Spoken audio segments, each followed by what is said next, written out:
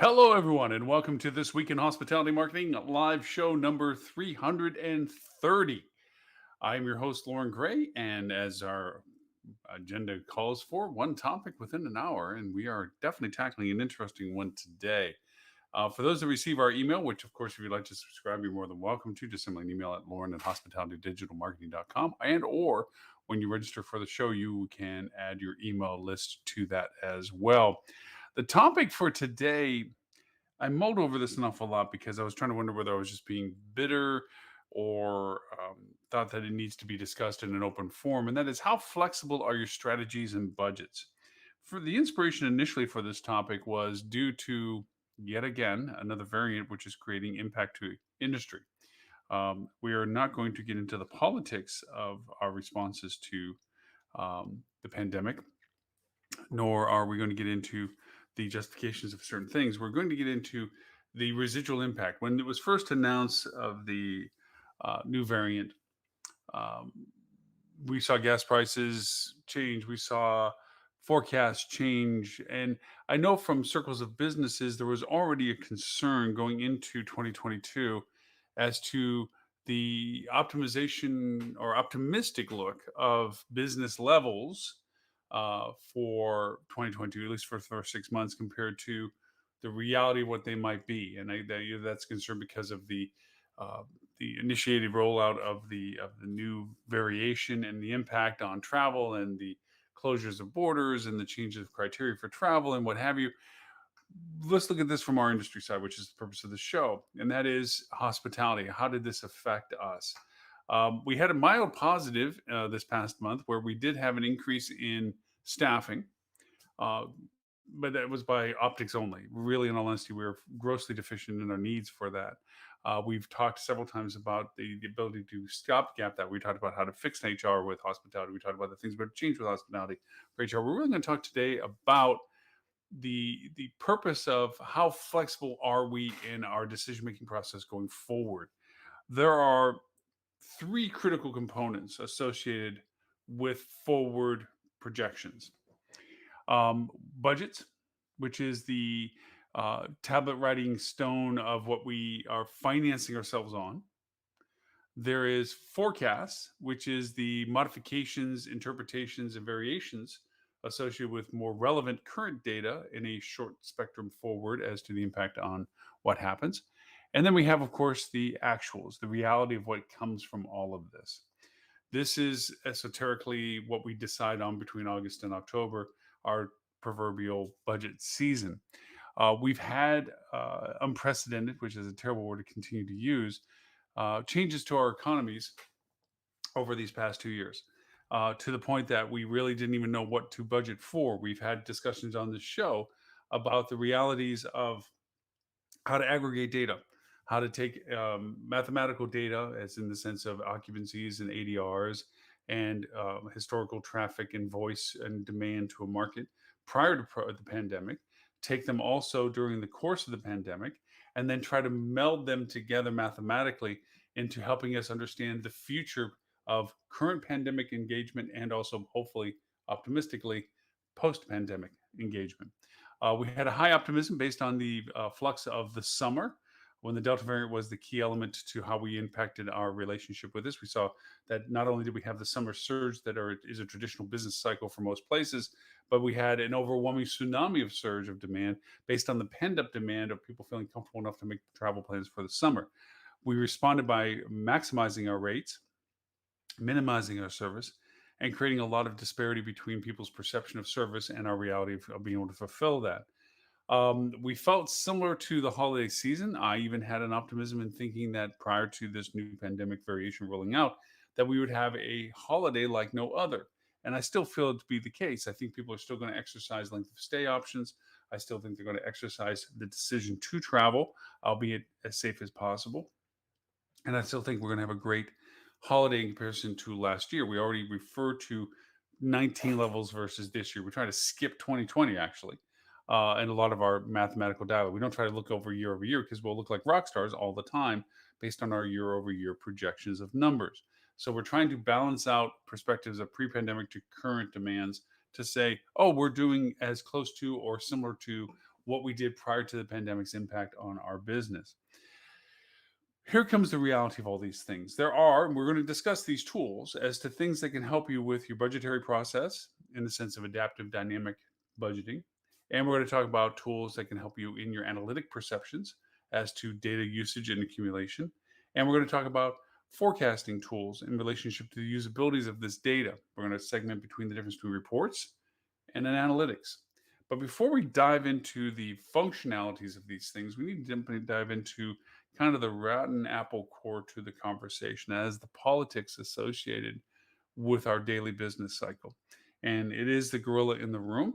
It is the thing that does not get discussed. And to be honestly, there's no unbiased person in that discussion to really call out the emperor has no clothes to everybody because everybody's the emperor. Let me explain some of this. We have a hierarchy of multiplicities of responsibilities. In any given hotel, branded or unbranded, branded only adds a more complexity to it. You have an owner, the person that actually owns the deed to the brick and mortar. Now that can be a bank, it can be a financial institution, it can be an aggregation, it can be a REIT. Um, it could be, but it's an entity, and that entity has expectations of its investment. They hire, if they themselves aren't doing it, a management company to facilitate the daily operation of its resource. They have invested in this asset for a gainful return. Then you have a management company that is there to be paid to fulfill the revenue generation capability of this brick and mortar business. They represent the operations in as much as whether they have a franchise relationship with a Marriott, Hilton, Hyatt, or whatever like this, then you have the brand's contribution to what its expectations are of what it can provide us as brand contribution to the success of this brick and mortar establishment. And then you have the staff and the teams that actually facilitate the operation internally. They're usually under the payroll of the management group that is operating the hotel. And then we have the segmentations of developing separate LLCs so that there's liability diminishment, so forth and so on. So there's a lot of moving segmentations to this. So let's approach it from a financial perspective. We have the creation of budgets. Budgets are universally seen as a chore, as an unnecessary, as a necessary evil. Excuse me, not unnecessary, but necessary evil to the process that's required of all the entities in that chain of discussion. The owner of the company, the brick and mortar, wants to see what it is determined to be a successful operation. How much is it going to cost to run? How much revenue do we think we're going to do? And how are we planning on doing this? What's the sources of revenue? What segmentations of revenue are there? What kind of segments of business are we coming from? And what kind of monies are they paying for us to make a calculation as to how much revenue that's going to generate for us to determine that against our costs of operating this business? That's a budget. Then we have the forecasting, which is the reality of current circumstances mixed with the anticipation of demand. This is where it gets really fuzzy because budgets are made in a static world. Budgets are made with certain data points, mathematically calculated. Now, that's the functional aspect of it. The reality of it is a tremendous amount of politics is associated with it. You have the owners needing to get a certain number reached, and you have management organization. They're not going to walk up to owners and say, hey, we're not going to be able to make those numbers. They sometimes will artificially create the number to satisfy the owner's demand, only to readjust it in a forecast section. Hey, we didn't know this was going to happen. This happened. This is not going to be there. Obviously, repetitive negativity means that the management company may not be a long time and that the owner might hire another management company. But reality of it is there is the politics of making sure that certain satisfactions politically are there. Whether they're real or not is a whole nother perspective.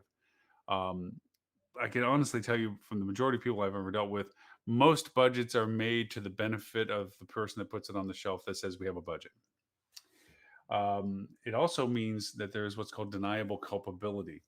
How can I make the budget, but then have a way to prove that it wasn't my responsibility for its failure of execution or our inability to attain it because of unforeseen things. So we purposely, quote unquote, sandbag things. Sandbagging is usually associated with underreporting of revenue or sources, so that we have some margin of success saying, "Ooh, aren't we rock stars? We said you were going to get 80, but you got 90 instead." You know, that's sandbagging. But there's also sandbagging on deferring responsibilities, unforeseen circumstances of ways out, saying we didn't hit that group goal mark because of X and Y and Z. And you probably already knew about X, Y, and Z were just gratis. So, in the conversations of budgets, how do they work? Let's just tackle budgets for right now. Budgets are assigned down, up or down two ways. Usually, what's done is an assigned revenue value has to be attained. We've been told we have to hit this revenue number. Now, that revenue number is either realistic or artificial, mostly artificial. It comes from the expectations of owners and or what they want to see as margins of success. If we hit this revenue number, we have our margin of net revenue success at this level. We're all happy. We made a great investment and we're doing very well. So that's been usually handed down to management. Management then goes and brings it to the property and says, okay, here's our expectations of your revenue this year. And the property is now obligated to come up with looking at their segmentations of revenue sources and their costs as to how much money they can spend for replacing air conditioners and maintenances and FF&Es and capital expenses and so forth. How do they create the dynamic cost factors to fit that mold of saying with this much revenue expectation, here's where we think it's going to come from, at what rates and what occupancies, what 80 and length of stays and everything else over the course of 12 months forward. Okay, to also here's how we look at we're going to contain our costs. We're probably not going to be able to replace all the air conditioners we want to, or we're not going to probably replace all of the FF&E that we wanted to, or we may not be able to hire all the staff that we would want to. These are conditions associated with creating the budget combinations that fall under the operating expenses to keep the margins successful for the revenue that's been attained. Here's where the breakdown happens. It's a dance. Properties, and when I ran properties, we came in with think of theoretically three different budget variations. You had what you would hope you'd get, you'd have what you hope you don't have to settle for, and somewhere in the middle was a middle one that said we both didn't give totally everything we wanted, but we both got enough to do what we needed to do with. That's negotiating. Obviously, as a property wanted to go over, and of course, everybody wants new stuff. It's easier to sell a hotel that has new stuff in it. So I want to make sure I have those things, and I want to have enough staff, and I want all these things, but those cost money. And if I can't show proportionate revenue for that, then I can't get those things because I'm dipping into the margins that are for the person that owns the brick and mortar building. So I have to somehow balance that kind of conversation. They, on the other hand, want to say, how can we not have the expenses to maximize our margin of revenue, net revenue, to ourselves? Can we not get any new staff? Can we not get any new FF&E? Can we not get new stuff so that we can actually get better yield against our current expenses to operating the business? That's called burning a business. That's called burning out your property because a lot of companies do that. They are purposely foregoing the necessary components to keep it in progressively good, and they're just torching the property to burn it down to the point where it's so dilapidated, then they can just sell the asset at that level, and they've by since then gotten their net revenues off of that. We've seen that happen in businesses as well. So it's a combination of one side of the conversation to the other side of the conversation. And unfortunately, there's so many people in the middle that are caught in a blame game. That's the unfortunate part of this is that a lot of people are looking at how can they structure their component of this of contribution to a budget build without being held liable for its loss factor. You're creating when a revenue manager had supreme power, they were told they had to make a revenue number. So they went back and they just basically modified revenues based on ADRs or occupancy changes that made those revenue numbers look good on paper. That yes, we can make that number look like it came from these sources. Reality of it is it doesn't happen because lo and behold, forecasts, which is the accumulation of current data, current trends, current demand, like on the books, trending, pacing books coming into your hotel and so forth, aren't matching what you said you were going to do for that month. Case in point, look at what happened with the pandemic. Wow, bottom fell out. Everything that we thought was the world went upside down. And we had the great and I'm not saying excuse, but the reality of our business demand disappeared. People were told not to travel. People were told not to go anywhere. People were afraid to go everywhere. So all of a sudden, everybody that we thought was going to show up at our door and pay what we thought they were going to pay to stay as long as we thought they were going to stay didn't. It's easy to point a finger and say that's why we didn't hit our numbers that month because boom, that's what happened. That unfortunately turns into a methodology with forecasting. Forecasting creates the acid crucible of what a budget was artificially created as. You think of the unreality, the lack of reality for a budget, a static budget being built. In the middle of the previous year, you're trying to take historical data, which means the year before that, or even the year before that, as we have been this year, and saying based on historical data, based on current wish list, throw a dartboard at it mentality, we're assuming we're going to be doing certain revenues on certain days and certain months in a certain way from certain sources 12 months from now, 15 months from now, and that we're going to be accurate in our forecast of that. If anything, this past year and a half or 2 years has shown us is that we cannot forecast that far ahead. We cannot attain what we're looking at trying to do that far ahead. Yet we're still in this modality of creating annualized budgets. I'm going through them now as they're being introduced to properties with clients. And it's like, this is your budget. Okay, sure. And let me go over and say that I completely agree with it because I don't. There's no way to say that what you think I'm going to be doing next December is really realistic given how crazy even this December was in November. The week difference between before what's happening now to what was happening now in just 7 days is dramatically different. You're looking at 15 months from now. So, no, it's just a pin on the wall that it would exercise a lot of people's time. And if, yes, of course, I understand the implications of the usages of budgets, the appraisal to go to the bank and say, this is what we think we're going to do. Everybody, it pretty much, if everybody believes the lie, then it must be the truth, is the way it's being acted on. Is that if we take this budget based on what we think is supported evidence of data, historical trends, historical demand, historical whatever, market penetration, market values, market numbers, I know I create those sources of data. Okay. Then if the bank believes it to make sure that they have the loan capacity necessary to cover the ups and downs of cash flow, then sure, everybody believes the story, so it must be true. That unfortunately is not the reality of it. And so many businesses have been caught in that fact where the bank has decided, wow, did you sell me something that wasn't true? No, your credit line's gone. No, I'm not going to go over and keep risking our monies into your program because your program is not matching the numbers you told us that it was going to run at. That's where a lot of companies have gone defunct and other companies have picked up those assets because the ownership of the brick and mortar who does not know how to run a hotel, they didn't buy a hotel to run in most cases. They bought a hotel to invest in it so others would run it for them that they pay, are now faced with the decision of, well, we got to get rid of the asset because the asset's not making the money we need. It's now a liability. And that's where you see all this transition of ownership happening between hotels is because they got into that circumstance. They didn't had negative cash flow and they had no reserves to really cover for those changes that they didn't annualize with their budget correctly, which is the whole predication of a conversation today, really. Pardon me, while I'm the only one talking, I get to drink coffee. So, forecasting is really the comparison of the reality of pace to what you think was going to happen with budget. That unfortunately is still fraught with other concerns, and that is the reality of the amount of data and the type of data that you're getting to make forecasted decisions based on what you think is going to happen. All you're doing is taking from a 12 to 15-month plan and reducing your scope of prognostication to a 90-day plan. Well, as we have seen, same circumstance, same issues. 1 week can make a world of difference in our world. Our volatility of as an industry is completely our normal now. And we went through this probably our new normal and all this other verbiage that we had. It's no longer new normal. It is normal.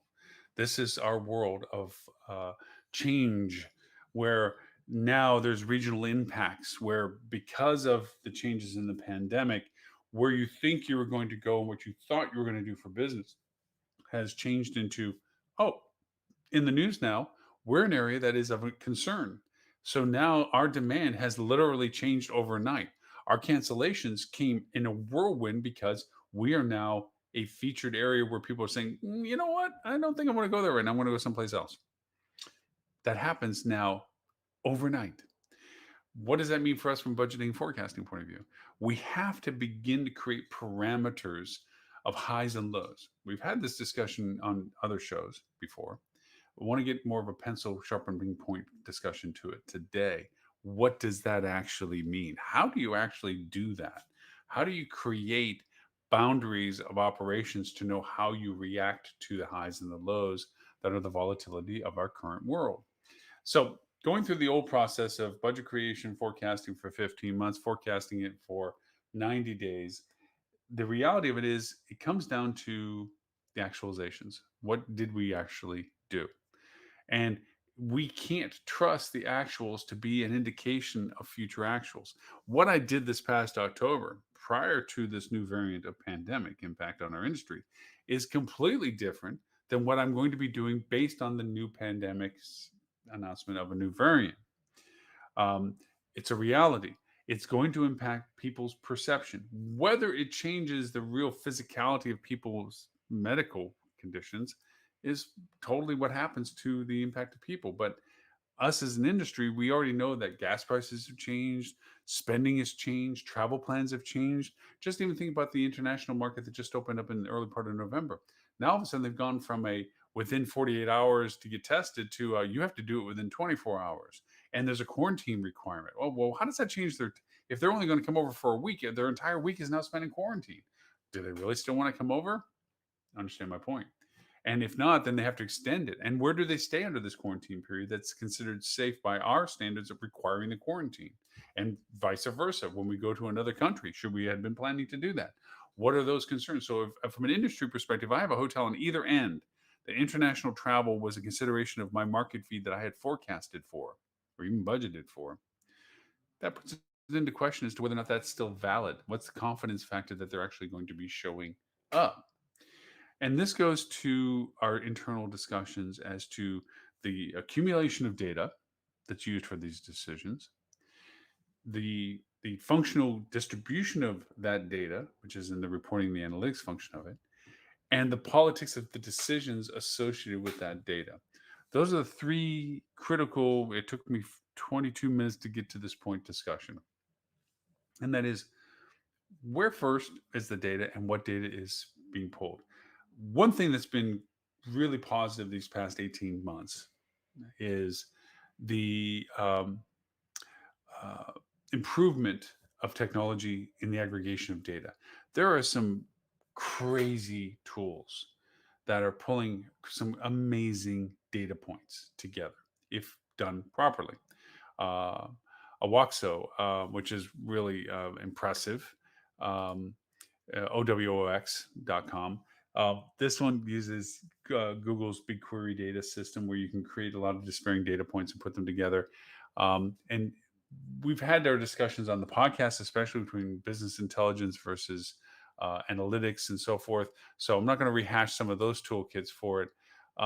We've had things like Hexameter we've talked about, which is the ability to scrape data off of certain things to begin to grit data in that's not just our own self-fulfilling data of what's our previous occupancies, what are previous ADRs, what is our previous history of demand from our website's perspective and interest in our market, what's our comp set doing. It's the blind leading the blind when you do comp set analysis like that. It's like, I don't know, what do you think? I don't know. Oh, did they change their rate? We should change our rate. It's really just an incestuous decision that happens with this comp set comparison of your market because everybody's doing the same guessing game. They're just waiting for somebody to blink across the street going, they changed their rate, let's change ours. That's not intelligence data. That's not intelligence data analytics. That's responsive reactionary stuff. That's just blinking against somebody else. Well, they offered one this, one we should offer one that. Um, that's not good data. And so we also have the politics of the blame on this. Who takes responsibility for this? You have the corporate people dealing with properties, and you have different infrastructures. So you have sometimes the responsibility of the property is to create its strategy, and then you have, and then it's filtered through the perception of corporate to endorse it, and then you have the reverse, which is corporate creates the strategy, and it's simply reported to the property of what's being done for them and why. And they're, quote, given a voice by saying, do you like this, not like this? Here's the problem with this. And this is getting into the politics of the 800-pound gorilla in the room. Neither system works. If the property is responsible for creating its own forecasting, it's going to create whatever appeases the person it's reporting to, flat out. Because by being accurate and truthful, nobody likes bad truth. Meaning, if the property reports it's not going to hit its created budget numbers or its previously forecasted numbers, they are the ones to blame, going, why? Why do you people fail? Why did you do this wrong? What's wrong with you people? You're the ones responsible. Why are you telling us bad news? Because the management company has to go tell the ownership, we're not going to do what we said we're going to do. They blame the property, saying, well, they totally screwed that up. They told us they're going to do this. They didn't. You were telling them that you had to make an expected revenue number. They're not, they're accurately telling you the truth that they're not going to make that artificial number that you sold ownership, or ownership told you that you had to hit. So they've turned into the scapegoat. Guess how many times that happens before it doesn't happen again? Once. Because once they get blamed for failure and jeopardize their stability, okay, they're going to lie to you next time because they don't want to be blamed again. It's a natural human thing. I don't want to be the person that constantly tells you how much you made me do this, and I'm just being truthful and telling you it's not going to happen. So now let's reverse the other schedule. The corporate office tells the property what they need to do. The property, feeling segmented, lack of control of what they're doing, in deference, does it simply to say, don't blame me. You're the one that said it was going to do this. And the failure is still the same because the property being dictated to, there's no way I can ask a $200 rate when everybody else is $159. And then you get mad at me for no revenue. You're the one that set the rate at $200, not me. And they are no longer the scapegoat. Corporate office is. But corporate office blames that they failed to fulfill what they were told to do. Somebody ends up getting blamed. Somebody ends up getting terminated potentially, and or they get diminished in their value proposition because nobody wants to be the one that is giving the bearer of bad news to the people that told them they were supposed to perform at a certain level. Ownership. So because of that, you're dealing with a dysfunctional system. People look for ways to not be blamed. It's like a bad game of musical chairs. I don't want to be the one caught holding the bag of poop at the end when it doesn't go the way everybody expected it to go. And that's what's happening on a daily basis in our industry. It isn't going the way it's supposed to be going. Now, in reverse, when it goes better than what it was anticipated, you can't get in that chair fast enough. You want to be the person that gets saying, hey, look what I did. I made it better than everybody else. Even though you didn't do anything with it, you want to be the one that was saying, hey, I told you we should have raised those rates. I told you those people were coming in. I told you that group was coming there. You want to be the hero. So it's not that it's just a negative only. It's the fact that people want to be what I call deniable culpability. You're close enough to it to be able to claim success, far enough away from it, from the blast, so you don't get blamed for the disaster. That is the political spectrum that usually goes back in the dialogue back and forth between the corporate property, corporation, the management company, and the property, and vice versa, as well ownership and management. It goes back and forth as to who to blame. Well, you told me you needed those revenue numbers, and I told you it was artificial. Did you really? Show me the email and the memo that says that I asked you something you couldn't provide. You seem to agree with it. You said it was going to be interesting or hard, but you said you didn't tell me no. And because of that, I believe that you were going to be able to do it. Now you didn't do it. These conversations happen daily in the world of ownership to management, management to property, back and forth. Who is at blame? Because of that, the data is used to be defensive, not offensive strategy, not going towards how can we do this better. If you could take the blame out of the dialogue, you'd find incredible success with people adaptively changing the data and being realistic in its use. Instead, it's being used for ill means in the sense of how can I take this data to prove that I'm not the one to blame? That is literally the first filter that almost everybody in this chain of discussion is using data for. Is let me look at the information to show why it's not my fault. It's the pandemic's impact on our industry. Our comp set did this. Our ownership didn't give us the resources we need to do that. I couldn't bring in enough people to do that. It's a constant discussion of why I'm not the one to blame for this effect. It's not about how well I can adapt and succeed our business. It's about how well I don't get blamed for what our business did. But heaven forbid, if it's a reverse and it's a positive, look at how much I was able to tell you and do to make sure it was a success. So it's a two way on that. And that brings us to another point of the discussion, and that is a unique hesitancy I'm seeing in a lot of conversations to not to sugarcoat conversations so that you don't lose resources. And I say this from a variety of clients that I have. Corporate offices are overwhelmed with demand of service. A lot of people are doing multiplicities um, of jobs in the sense of beyond their normal job description that they were entitled and hired for.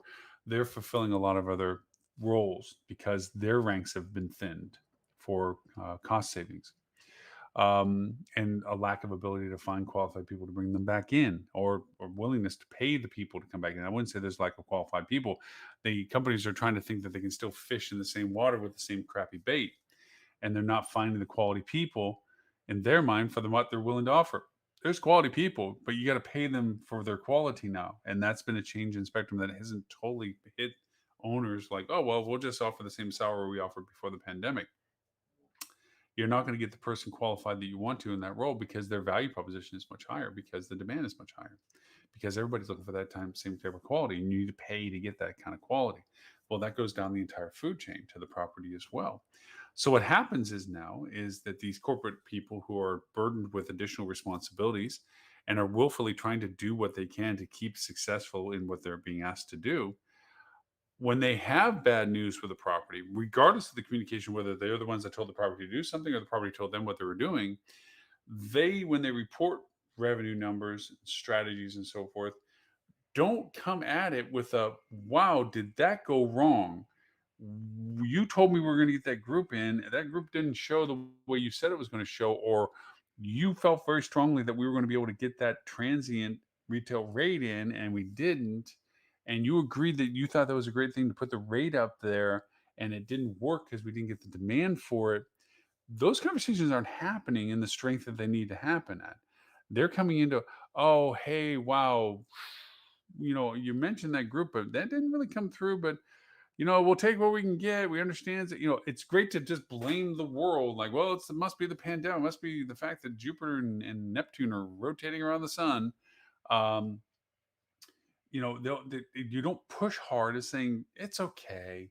You basically lied to me, property wise or whatever, that you said this was going to happen because you forecasted it, or you said this was what you felt was going to happen and it didn't.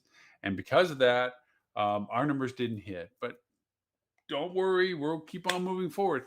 And why is that conversation type happening? Because they're afraid that if you push too hard, the person's gonna be like, screw you, I'm out. I'm tired of getting beaten up for stuff I can't control. I'm done. And next thing you know, that person has more responsibility to take on because they have one less person, and they have to go over and try to help the gap that was created from that. And you don't push as hard as you should in the conversations, because you don't want to go over and jeopardize the fact that that would be one less person should you push. You're willing to accept mediocrity at this point, in a strange way, as an authoritarian role, than you are to accept performance success, or demand, or expect, or help performance success. And that comes from the fact that we right now are worried more about the blame game than we are about really being responsive to the dynamics of what's happening in our industry.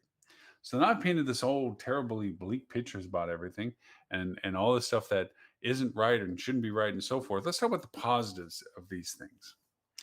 And the positives of these things is we have incredible amount of technical logistics and technologies to create insights and perceptions if properly used. If you can scrub the blame component of it and feel that regardless of the failures, there's no blame. It's a matter of, and I've often said this, if you don't care who gets the credit, anything's possible. The same goes if you don't blame, everybody's willing to take risks of success. It doesn't mean that you just do blind, stupid things. It means that you can openly and honestly offer up suggestions without feeling the worry of indictment if it's wrong. That if it's wrong, it was because of consensus of agreement that that seems like a great idea. It's a shared, like, well, I guess we're all wrong on that. So what do we do about what we now know? That mentality, that cultural mentality, is a hard transition to make for people. That requires trust. It requires commitment to the idea, and it has to be consistent in what your efforts are for it. Um, there are some tools that allow for this dynamic ability. One of the ones I found that to be incredibly helpful and useful come from the Russell Partnership. They're the people that do the simulation training and so forth. They have a dynamic budgeting forecast toolkit that they use. It's brilliant in its usability of it, actually. But it gives a great example of, and I don't get anything from that. This is just a product that I know about, used, and thoroughly respect what it has. um, this allows you to create adaptive budgets. It doesn't give you parameters like, well, highs and lows. It means that if you have to readjust your budget, it's not like you did budgets before. We're like, oh crap. If I change that number, then I got to go and change that number. Then I got to go change that number, that number, that number, that number, number. It does that all for you. Where if you start changing certain things, it creates the modifier relationships necessary to modify all the components within the budget that are related to the numbers you have to change, whether it be occupancy, ADRs, operational expenses. No matter where in the strata you make the modification, it correctly modifies all the related components. And more importantly, will identify what those variations impact are for you so that when you come back to it saying, because we modified that, we now have to take this out of the equation for our budget because that no longer falls under the parameter of operational validity for us to continue to do. This means we have to change our payroll at this level, or we have to change our FF&E at this level, or we have to change our operational expense at this level. And it keeps track and solid the fact of also the positive impacts when it comes to your fixed overhead expenses and so forth. It gives recommendations of saying, well, if you're really going to do that, you're going to need to have to change your electric bill this way, which means these following things you have to be changed. It's really helpful in very quick, adaptive ways of changing your budgetary information. That's a great tool because that means you go from waking up on a Monday morning with the world being a certain way and waking up Tuesday morning with the world being a different way and making that a change in the budget situation. The other component, and this is going slightly negative again to the reality of what the positive would be, and that is the difference between reporting and analytics. Reporting, okay, for lack of a better way, is either exoneration or indictment. Reports either validate what you supposedly said was going to happen, or they indict you for something that you weren't aware of was going to happen, and therefore you have to now explain your way through why you didn't plan for what actually happened versus the report. So what usually happens with this, and this is going back to the world of statistics, where people say statistics is in the eye of the presenter, and statistics can be made a number that anybody wants, and that is you keep out the data that has the influence on it that doesn't shed good light on you, and that goes back to the blame game situation again, versus the honesty of you put the factors, the KPIs, the reporting data sources that are applicable to the decisions that it impacts, leave them in regardless of the results of it, and know that even though it may not be positive or that you were wrong, that you're not under the scope of condemnation by everybody. It's like, whew, better you than him. Shoot him, shoot him. It's like, whoa, okay, all of us in this. Well, that didn't go this way, and now we're looking back. What the first question is, what did we guess wrong? What did we interpret wrong? And that creates a decision of this was the unexpected factor, this was the unaccounted for factor, or this was the bad interpretation factor. Great. As with all problems, there's two problems to solve: the current one and the future tense of its repeatability. Those are the two problems that solve. So, how, since we can't solve the imminent problem, what we first adjust is how do we make sure we don't misjudge this again in a future tense should the circumstance be the same or similar to? And that comes up to good management, good team collaboration. All those bad examples I gave you of management down to property, property up to management, let's put it into a positive light. Let's say that we're getting great data sources that is shared equitably between management and property.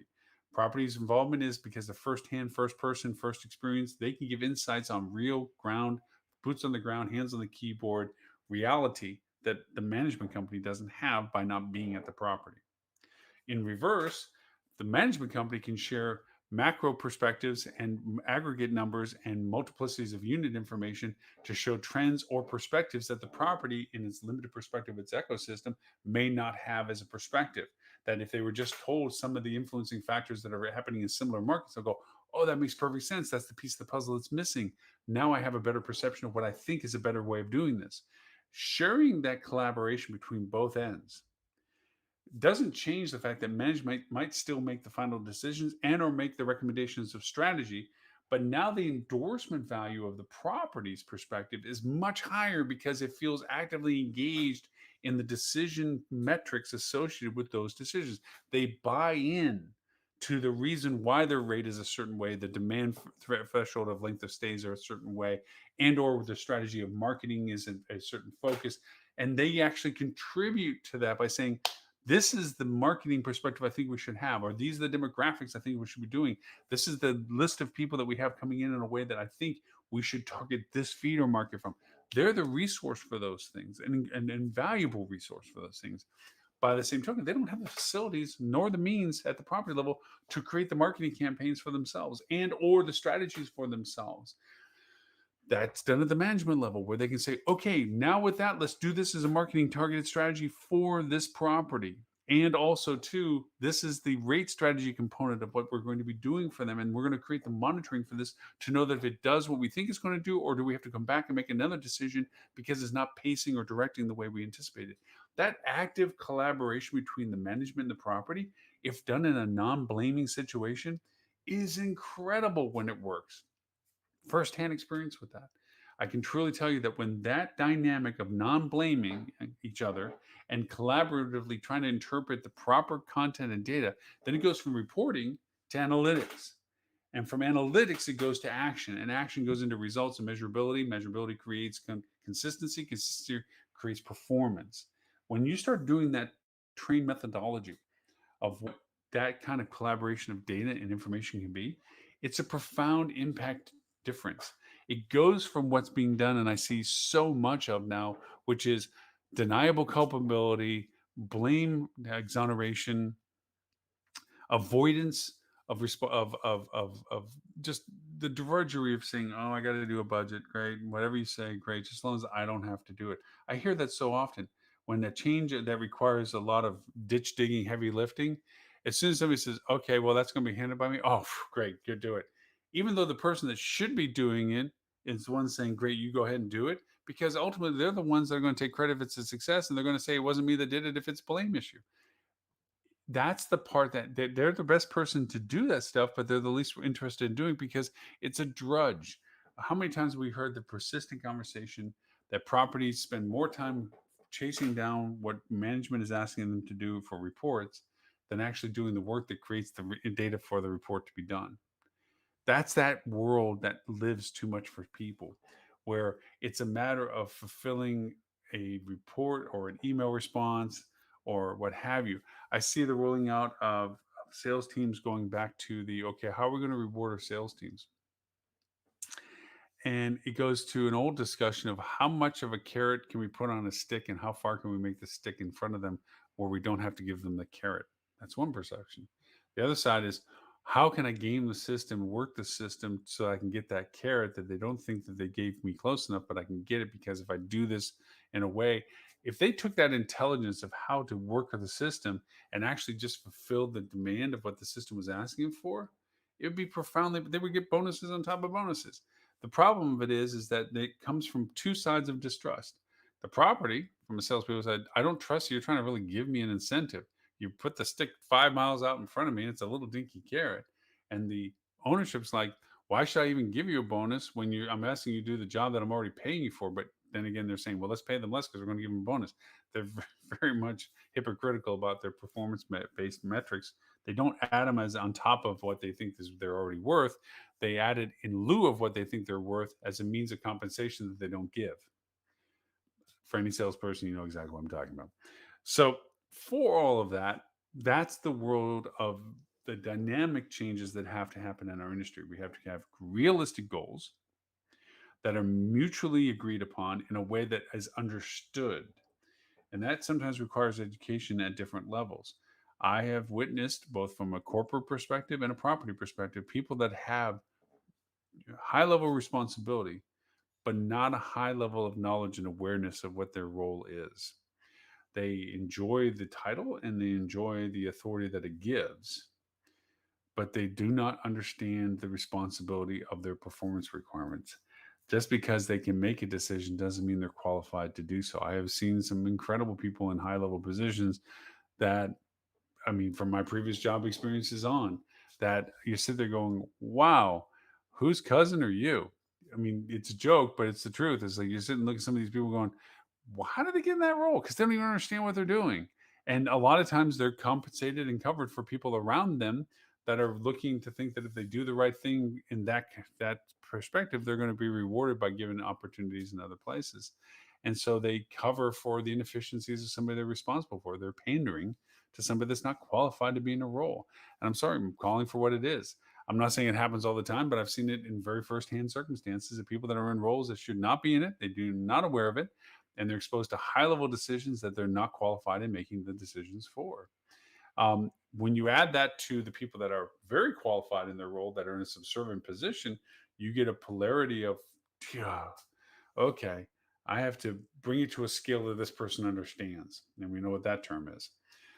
When they need to do that, they begin to work around that person.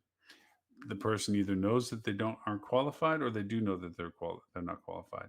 If they don't know they're not qualified, they'll act accordingly and they're saying, well, okay, that sounds good to me. If they do know they're not qualified, they're dangerous, because that means they're not trusting, because they know that everybody that is qualified knows that they're not qualified, and so they're very defensive, and so everything is an attack on them even if it's not, and they respond accordingly. I know I sound like I'm ranting, but for anybody that's had these firsthand experiences, it makes sense. You understand how the polarity of people's personalities begin to play into this. You see them in a room. You can read a room and tell when the person is not secure in their role versus when they are qualified in their role, or ignorant of their lack of qualifications is just as much of an indicator. Um, these things, I'm sorry, I'm going on a tangent with that, are influences into how we respond to the changes in our world. These are the things I hope, because of the dramatic changes that we're experiencing in our industry, are going to get purged out of our industry, because they can't exist anymore. A company, as much as they want to take care of their family and the cousins, like, well, let's give them the job, even though you can't do much damage. They're losing money because that person is not qualified to be in that role. They might end up saying, you know what, I can't keep that person in. I got to get somebody that knows what they're doing in that role, because we can't exist as a business losing that kind of money. And I need somebody in there that can make the money that we need to make in that role. So yeah, I hope it does purge out a lot of the people that are the people I'm poorly describing, that are doing bad decisions. I hope through trial by fire that our industry changes its ways on how we handle sales rewards versus sales compensation. I hope trial by fire we change this blame game politics of, well, that was your project, Bob, that wasn't my project. If it failed, it was because it was in your court, not my court. Those conversations should be like, damn, Bob, I'm sorry, how can I help? Didn't see that coming. Thought you were, this was this. Why don't we do this? I mean, we just got this kind of piece of data. Maybe that could help you in the future to realize that maybe that's what you needed to use for this. And wait a minute, you got that piece of data. I can use that over here. That gives us a better perception of this. When you get that dynamic, I'm not blaming anybody, but I want to see what we can do to succeed from what we learn from. Now you get successful business operations. Now you get the ability to go over and make better decisions for a lot of things. So I believe I ground that axe as much as I can. It's down now to a paring knife, um, in lots of ways, but it's how you create that flexibility in your strategy, how you create that flexibility in your budget. I mentioned the tool that, does flexibility for budgets. There is a flexibility of strategies. Um, to make a flexible marketing strategy requires highs and lows. You create conditional variations. If anybody's not familiar with that, this is what we're basing this strategy on. What are the modifying factors for this strategy? X, Y, and Z. Okay. If X tanks, how does it affect Y and Z? Okay. How do we respond to that? That gets noted. Okay. Now, if Y fails, how does it affect X and Z? How do we respond to it? We file that. If Z fails, how does it reflect X and Y? And what do we do about it? We reflect that. So now we have a parameter: variable one, variable two, variable three, high, low. Okay. All three high, this what happens. All three low, this what happens. If these two high or these two low, this what happens, this what happens. If one is high or low, these what happens. If I say, you've broken down the conditional variations. So now you have a bubble. Here's the lower end bubble, the higher end bubble on all the variables between the three variables. And I'm only being hypothetical and saying the three variables. Knowing what your response would be from each of those variables means that you have a starting point. It isn't a written in stone, this is the only thing to do, as best to your intent of having that answer, as it is a starting point of saying, if it is what we think it's going to be, if that were to happen, this is what we thought we would do about it. Is it still valid? Is the conditions changes, or is there other conditions that we didn't know about also influencing factors, and how do they influence what we thought we were going to respond as? But at least it gives you a starting point. More importantly, it's a reference point to make the change rather than just say, that didn't go where we thought to, and it was in your court and it was your fault and not me, but it's you. And then if the company fails, be like, well, I'll go find another job. Meanwhile, the person on the company, okay, is out. That doesn't work. And that's unfortunately where a lot of companies are working right now, is this as long as it's better you, not me kind of scenarios. And nobody's really looking at what are the conditions of the highs and the lows for all the things we find important, the KPIs, the key performance indicators. And what do we do if those things modify differently? And let's put some real case example to that. What happens if you turn into this regional reaction, which we said it would be, based on what's happening with the pandemic, where your area is now considered a non-travelish area, like don't go there because it's not good. What happens? What is your conditional response? Do you pump monies into what you're trying to do to try to drive, like, oh, everything's fine, don't worry about that, come anyway? Or are you saying, wow, we need to reduce our operating expenses at a certain threshold to this threshold? And to do so means the following things have to happen. By the same token, you can false read information. You can say, well, uh, volume of traffic of interest is high in our market. So why would we change what we're doing when people are still interested in coming? Let's continue to solicit them to show up, or just say, you know what? Let's educate them on being aware of us. So when we can be a safe place to return, we have that base of interest to go back to and solicit them to come to our place. These are all ways of business decisions to be made that are not being made to the way that we just described. It is helpful to reconsider how you're doing your business options. It's helpful to reconsider how you're handling your business in terms of your response to the variables that planned for and unplanned for are the way you handle your business, both budgetary and marketing wise, and internal operational strategies and so forth. So, again, I think I've ground that axe down to a paring knife. I think it's critically important that people, businesses in particular, look at how they create their flexibility in their strategies and their budgets. There are plenty of tools that help with the data collection and interpretation to make those types of strata decisions, creating KPIs of variables. From those variables, create the relationship of those variables changing to create scenarios that you decide what would be your starting point of what you would do given that hypothetical variable coming into play, and that is your guidebook. Your budgets no longer should be your guidebook. Those are predetermined 15-month out hypothetical what ifs and how abouts and hopefuls. Those, and that's not a roadmap. Roadmaps are based on how you would respond to what you don't do and don't know in future tenses to maintain the business efficiencies of what your company does. So there you have it. Thank you so very much for your time today. For those that may not know, we do simulcast. If you're finding us on one of those social media platforms of Facebook, LinkedIn, Twitter, YouTube, by all means, please follow and subscribe to us. Our next show next week is, you can subscribe to watching to it at bit.ly/HDM show 331. There, we'll register you for next week's show.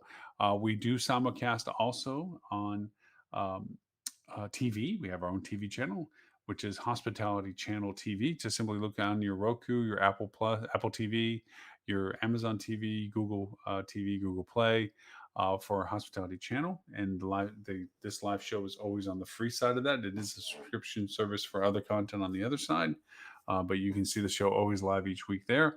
We do recast this show for different time zones. We are in 39 countries. We do translate this show in our closed captioning for 11 languages. Um, but we do recast this show on Wednesday, 11:30 a.m. Sydney, Australia time, and 11:30 a.m. London time on Wednesday. So we get our EU and APAC friends in there. Although we do have several that watch us on the multiple castings live. Thank you so much for all of that. We also are on Twitch, which is an amazing channel, which you can find on your PlayStation and Xboxes, given that it's Christmas. That you can watch us on Twitch, which is amazing for it. And also, if you have Apple iOS or Android, we're an app. Hospitality Channel is an app, and you can go watch our show on your mobile phone or tablet if you would like, or iPad, equally as well. So with that, we solicit also your feedback. If you have topics that you would like to have discussed and or wish to join us, we are beginning to accumulate our co-host schedule roster for 2022. Please reach out to me at lauren@hospitalitydigitalmarketing.com. I welcome and answer all emails and related to it. We also do a podcast, audio podcast every week, part of which is a recap of this live show. I'll be recording that shortly here, which will be show number 330. Go figure. Which we talk a little bit more in depth about particular technology tools and techniques using those tools in association with the recap of the live show. And that you can find on all podcast 39 platforms, actually, including Apple, Siri, and Google Assistant, and Alexa on Amazon. Just simply ask them, hey, or okay, whatever platform it is, play the Hospitality Marketing Podcast, and you'll hear our audio podcast. So with that, again, I thank you for the privilege of your time and for all those that have joined us. And we look forward to speaking to you next Friday at 11:30 a.m. Eastern U.S. time. Until then, my name is Lauren Gray. Thank you for the privilege of your time.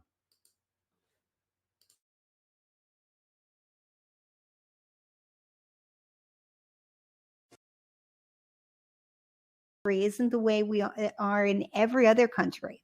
No. So I think we should limit